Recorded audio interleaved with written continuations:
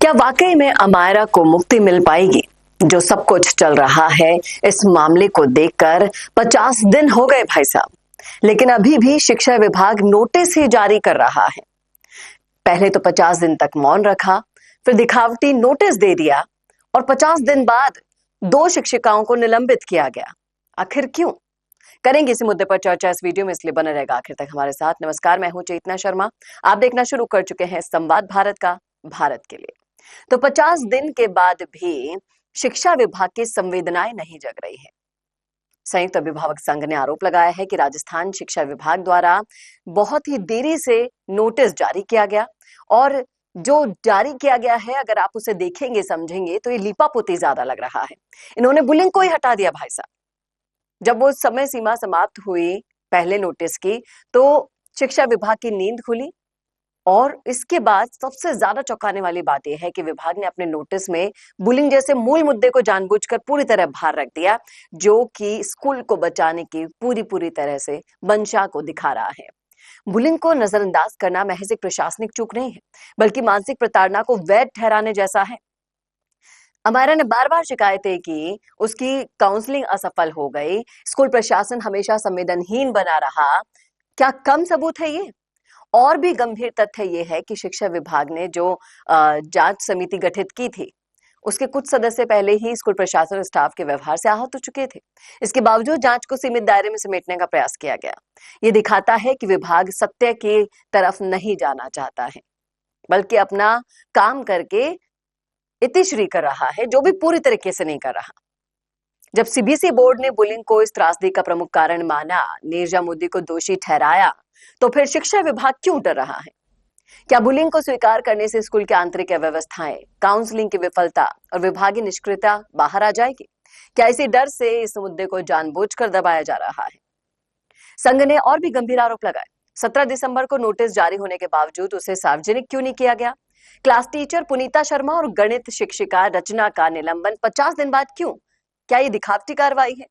क्या ये पूरा घटनाक्रम विभाग और स्कूल प्रशासन की पूरी तरह से नियोजित सांठगांठ का उजागर नहीं करता?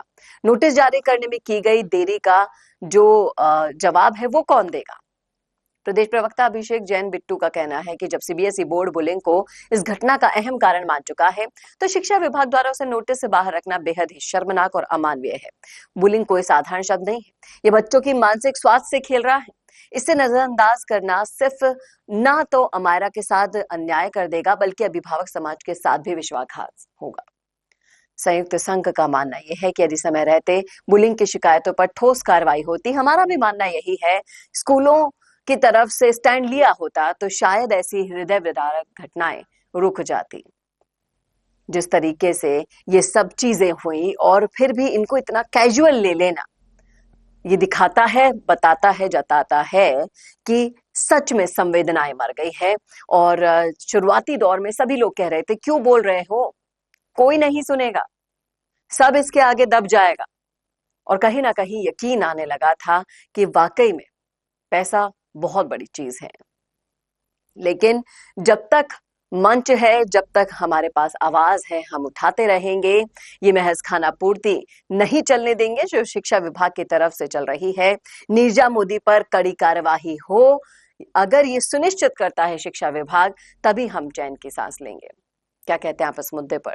रखिएगा राय कमेंट बॉक्स में। क्या आपको भी मिलीभगत की बू आती है इस पूरे मामले को लेकर? बताइएगा जरूर और इस वीडियो को ज्यादा से ज्यादा शेयर करना ना भूलेगा। और ऐसे वीडियोस के लिए देखते रहिए संवाद भारत का, भारत के लिए। नमस्कार। अगर आप बनना चाहते हैं पॉलिटिशियन, लेकिन पब्लिक स्पीकिंग और अपने विचारों को व्यक्त करना चुनौती लगता है, या कैमरे और पब्लिक के सामने किसी तरह से बोल पाए इसमें मुश्किल होती है, तो मिशी मीडिया सॉल्यूशंस लेकर आया है पॉलिटिकल कंसल्टेंसी कैंपेन, जिसमें वरिष्ठ जर्नलिस्ट और पॉलिटिकल एनालिस्ट की एक्सपीरियंस्ड टीम आपको मदद करेगी, जिससे आपकी आवाज और भी बुलंद हो जाएगी।